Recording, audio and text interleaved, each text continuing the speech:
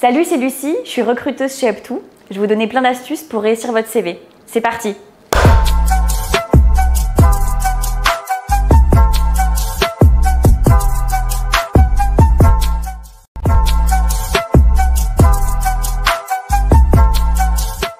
Mettez-vous dans la peau du recruteur. On n'a que quelques secondes en fait ou quelques minutes quand on lit un CV, donc il faut vraiment essayer d'être le plus concis et factuel. Il y a quelques blocs hyper importants pour réussir votre CV, c'est les blocs essentiels. Après, vous les maniez comme vous voulez. On a les informations, donc là ça va être votre nom, votre prénom, votre adresse mail, votre numéro de téléphone. Vérifiez bien d'ailleurs que c'est le bon numéro, c'est important.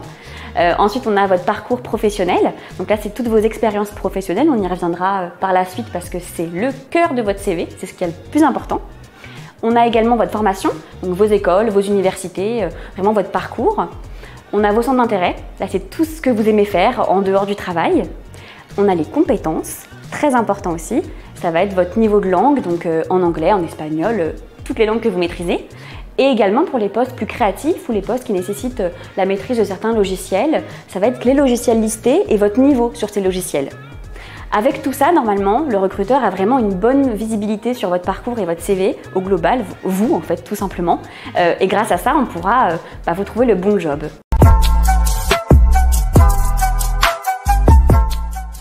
Vos expériences professionnelles, c'est vraiment le plus important pour le recruteur. Alors, il faut être clair, concis, mais également apporter de la valeur et vous différencier. Ce qui va être important, c'est de mettre les années d'une manière très précise, l'enchaînement en fait de vos expériences. Il faudra mettre aussi le titre de l'entreprise, donc le nom de l'entreprise. Vous pouvez mettre un petit lien aussi si vous voulez qui redirige vers le site de l'entreprise. Il faudra mettre votre poste, donc le titre en fait du poste que vous aviez dans cette entreprise, et également mettre le secteur d'activité. Pourquoi pas, ça peut toujours être intéressant aussi. Ensuite, dans le corps, si vous voulez, de cette expérience, vous pouvez mettre toutes vos missions, ce que vous avez vraiment réalisé. Ça va être important aussi de les détailler.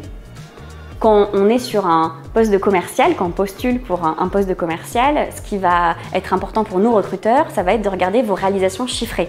Normalement, un bon commercial, il a en tête ses réalisations chiffrées.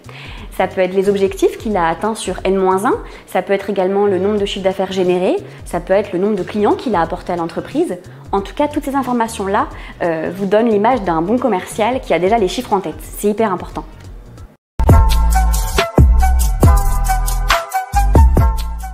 Misez aussi sur vos expériences extra-professionnelles. Là, c'est vraiment ce qui va vous différencier en fait d'un autre CV.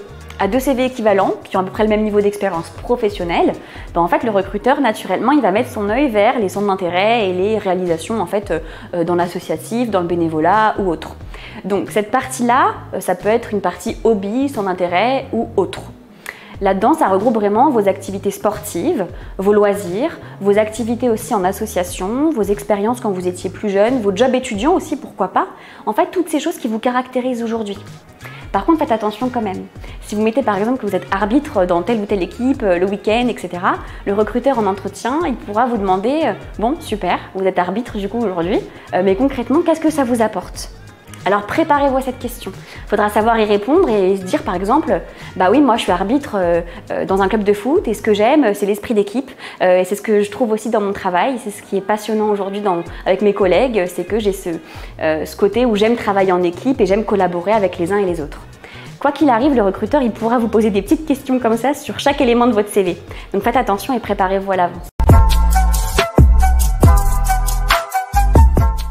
Maintenant, si je devais regrouper un peu tous les conseils ou les choses à éviter vraiment sur les CV que je vois au quotidien, parce que les recruteurs, on en voit quand même défiler toute la journée des CV, donc voilà un petit lot de mes tips et des choses à bannir.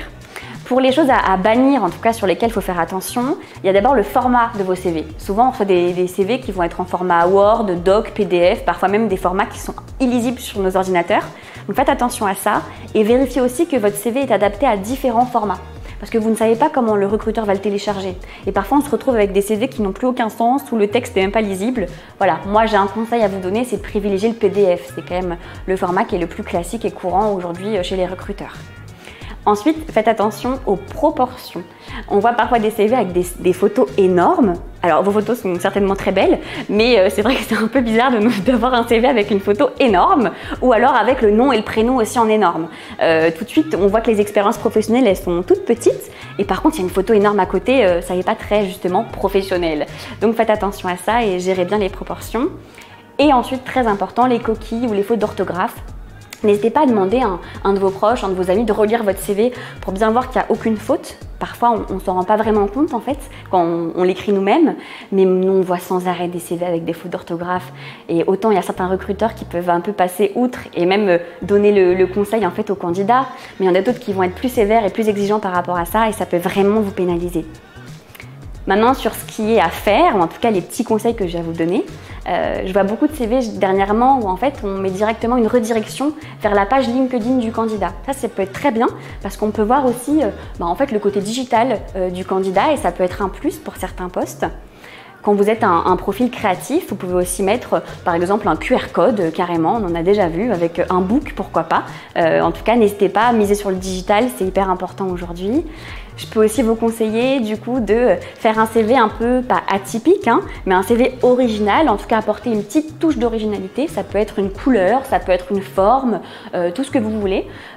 Parce que le recruteur, encore une fois, il voit des CV défiler toute la journée. Alors forcément, les CV qui vont nous faire un petit tilt, en tout cas on va s'en souvenir, peut-être le soir quand on rentrera chez nous, et ben ça va être des CV qui sortent de l'ordinaire.